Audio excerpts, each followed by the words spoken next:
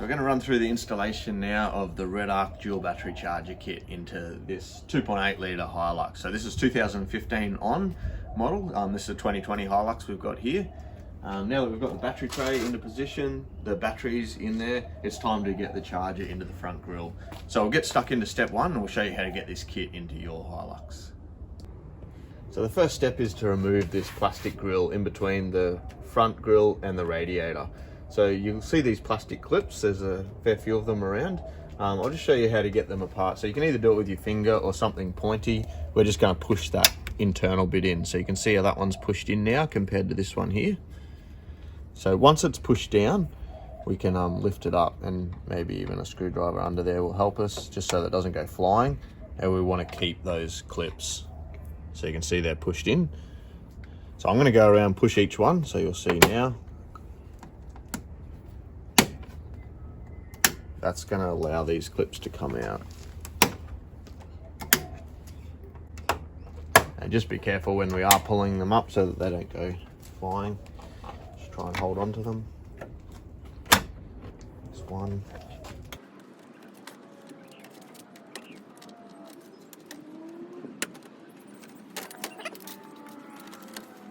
There we go. Once we've got all the clips out, that shroud will come away and that'll give us access to where we're going to mount the charger. So just keep those clips in a safe spot. So we're just going to loosen the bolts now that hold this grille into place, and mainly just take out these arms just to give us access. So this is where our charger is going to go. So I'm just going to undo these 10mm bolts.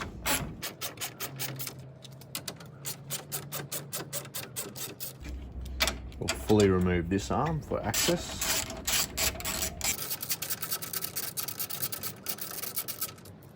Take that one away.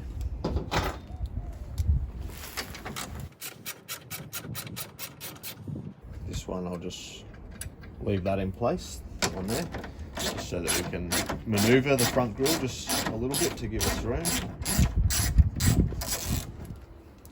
And you'll see that just allows that grille to move a little bit if we need to. Okay, so it utilizes one of the Toyota bolts, so that's this one here. So we just remove this bolt.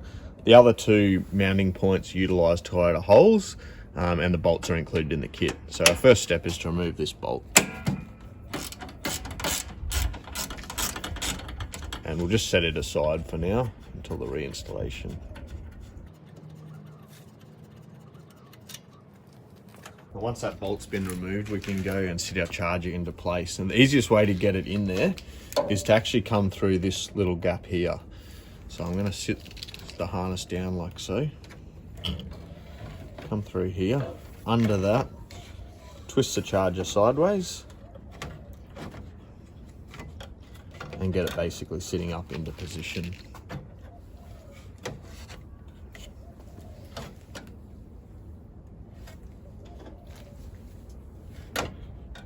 So now we can reinsert that Toyota bolt.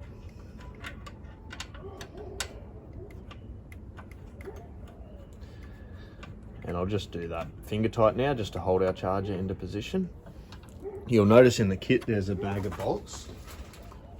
So these are the bolts here. So one of them you'll notice has a nut with it, a nylock nut. That's going to go through in this direction.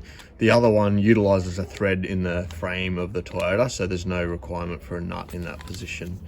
So we'll grab the bolt out.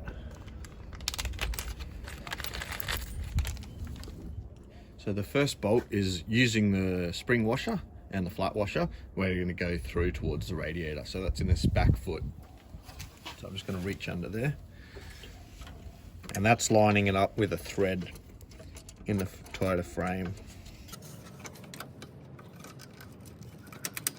I'll just get that finger tight, and then I'll give you a close-up look of it. Okay, so we've got that bolt in finger tight. So we've got two of the three finger tight. Our third one is this rear foot, so that goes into this frame coming across here. So our bolt in the kit, washer on one end, going to insert that through, and then a washer, flat washer, and a nylock nut on the other end. And we'll just get that finger tight for now. Okay, so now that they're all finger tight, we can go ahead and do them up securely. So we'll start by doing this top one.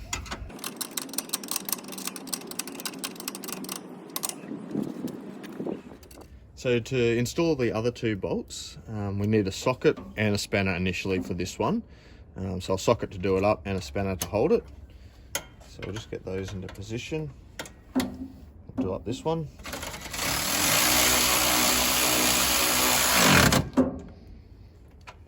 So now that that's tight, we have one more to secure, and that's our back foot here. So we're just going to sit under there, and that's going into a thread, so we don't need another spanner to hold that one into position. To get into there. We can do that up with a socket.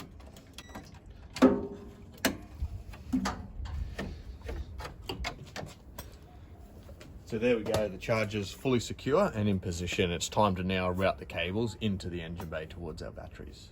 So starting at the very end of our cable where we've got auxiliary battery, that's the longest part of the loom. We're going to start by threading that through and just beside that aircon line. And I'm going to grab it from inside the engine bay. And I'll show you in a minute the reason why we've bypassed going through that grill at the start. This is the first step in routing the cable. So just being careful of that aircon just while we get everything past. And now I'm trying to grab the earth in that harness. If you want to make it easier, sometimes you can use a bit of tape and tape those together just so you're pulling one through. The next one, so we've got that into the engine bay. The next thing in the loom is our solar Anderson. So depending on how you're setting that up, where you're going to mount it, we'll push that through now and grab it in the engine bay.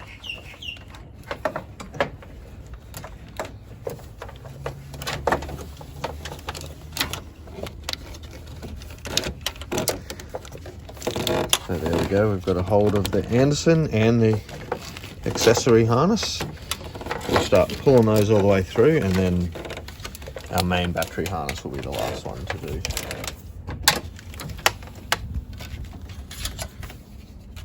Now the main battery coming through.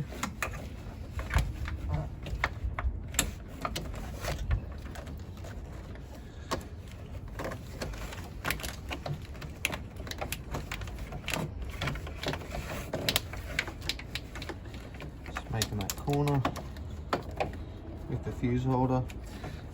And if you want to make it easier too, you can actually take the fuse holders off, but we're showing you the easiest way to do it without having to modify the kit at all. So they do actually make it through.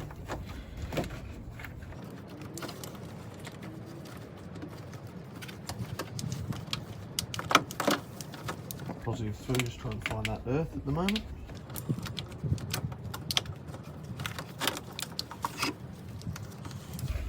So there we go, we've got all three of them in, so it's just a matter of feeding that whole loom in now.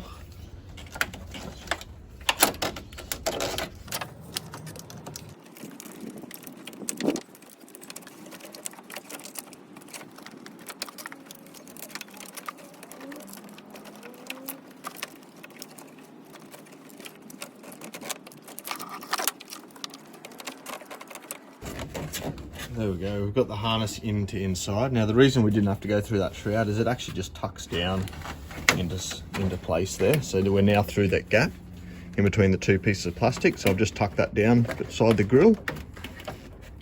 So if we just pull our excess cable through now, just the amount that we require, we can cable tie down to the grill down there, to that bracing on this particular model. So each model might be a bit different here as to whether it's got a bull bar, a nudge bar, or if it's just a plastic grill.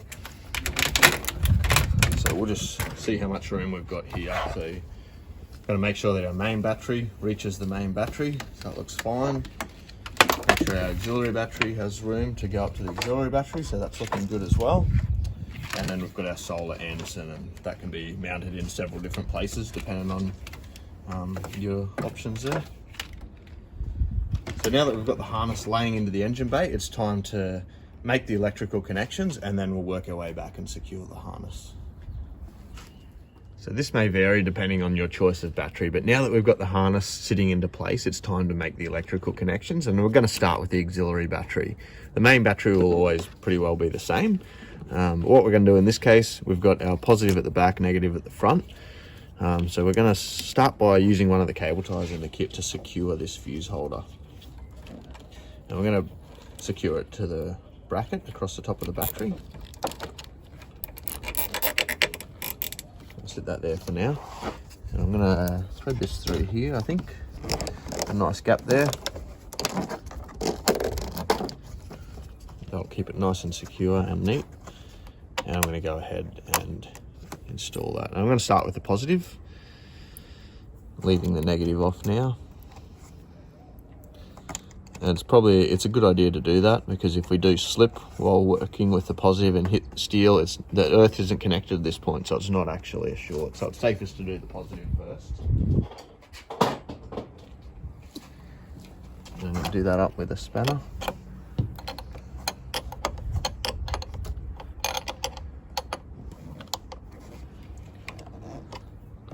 Once the positive's on, we can go ahead and put our negative on.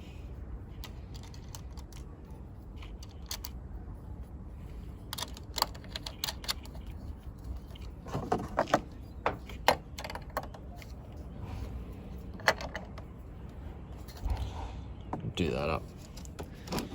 So that's taking care of the auxiliary battery, and I might just put one more cable tie around this harness to secure that. That's taking care of the electrical connections on the auxiliary. So now we can go ahead and do the main battery. Put our Anderson out of the way for now. That's another thing that may change depending on your setup. If you want it mounted outside, accessible in the engine bay, or where you want to put that, that's up to your setup. We're just going to sit that down in there, and then we've got room to make our electrical connections on the main battery. So the main battery should be the same in pretty much every vehicle. So we've got 12mm sockets holding on our negative and positive. So same again, we'll start with the positive. So 12mm nut there.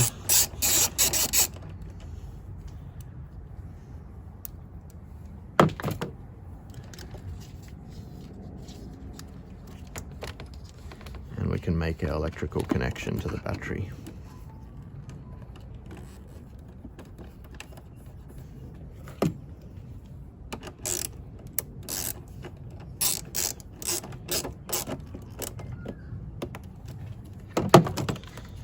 And I'm going to do the same thing in securing the fuse holder to the main battery using one of the cable ties in the kit to the battery hold down clamp. It's important that that fuse holder is secure, can't move around.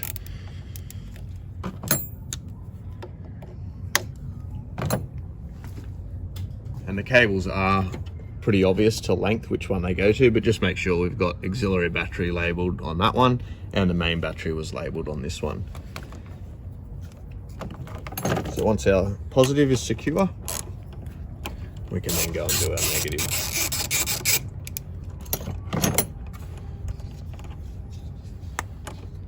And you might have noticed a little spark there. That is normal, a small spark, and that's just the Redarc firing up. If we went and had a look at the Redarc screen now, it would actually be flashing the A profile light. In this case, because we're charging a lead acid battery in a hot environment, we're in A profile.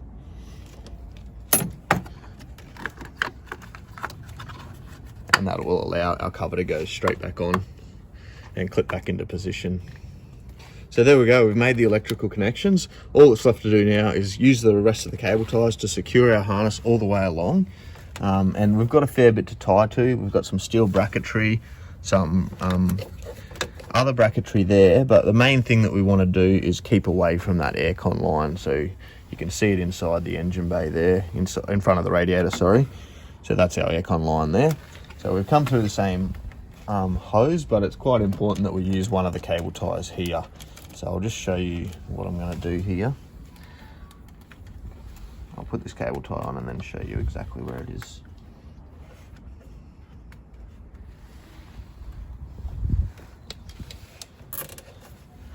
So there we go, I've got a cable tie there, and I can put my fingers easily in between the aircon line and the harness. That's quite important. So that one there, and then inside here I'm going to put another cable tie in a position that holds that out of the way. So in this particular case, I've got a hole here near the washer bottle, and that's going to force our harness to come up in the opposite direction to the aircon line, which is going down into the engine. So I'm going to hold my harness up there. Massive gap between the aircon line and our harness now. So they're probably our most important cable tie positions, and then we can utilize other holes. So for instance, we've got another hole exactly like that here. I'm going to utilize that, and that's really going to hold our harness into position. The rest of the cable ties can be used more of a cosmetic reason to just make it all look nice and neat. Hold it down in positions. We can hold it into position here. Once again, in the front is going to change from model to model. So this one has a nudge bar, so I've got some good spots there I can secure to on the nudge bar frame, but not every vehicle is going to have that. You are going to have steel bracketry there of some sort to tie to, but that may vary on each model. So there we go. We're just going to finish off securing this harness now, and we'll show you how to test the system. So now the Redarc dual battery charger has been fully installed. The system is complete. It's connected to our batteries. All the electricals have been done. It's time to test the system. So you'll notice straight away that in this case, we've got the A profile light on because we're charging a lead-based battery under the bonnet. So we're utilizing A profile. So firstly, you want to see that light is just flashing lightly in the background. That means that the charger is now in isolation mode. So the two batteries are separated. So what we're going to go and do now is start up the car, and we'll see it kick in and act as a charger. And the first thing we're going to see is the vehicle light coming on solid. So we'll see that light come on, and then we'll see the stage light come on, and that can be either solid or it may be flashing depending on what stage this 3-stage charger is on. So I'll go and fire up the car now, and we'll check out the Redarc working.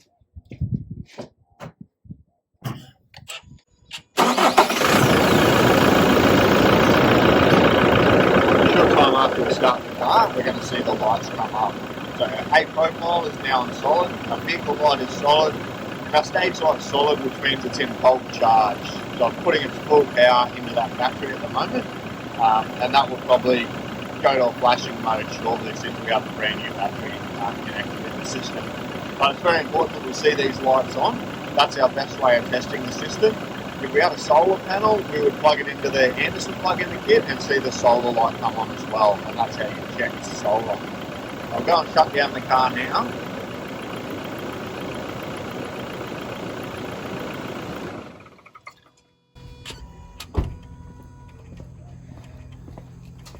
So you can see the car's shut down. We've still got all these lights on the charger. So what it does is monitors the start or the crank battery in this vehicle, and it'll keep running as a charger until that battery gets down to 12.6 volts.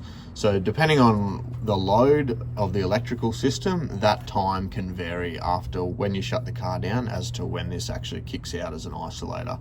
But it will happen shortly. I've put the headlights on to drag some power down now.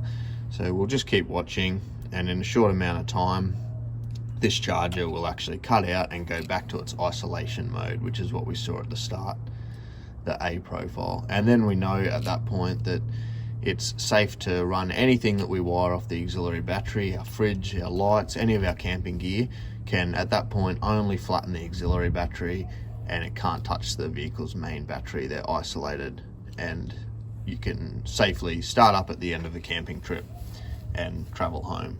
So you can see now it's just gone into isolation mode. So we're back to just the A profile light flashing, flashing in the background, and all of our other lights have gone off. We're now in isolation mode, and we've fully tested the system now. We can go ahead and put it all back together.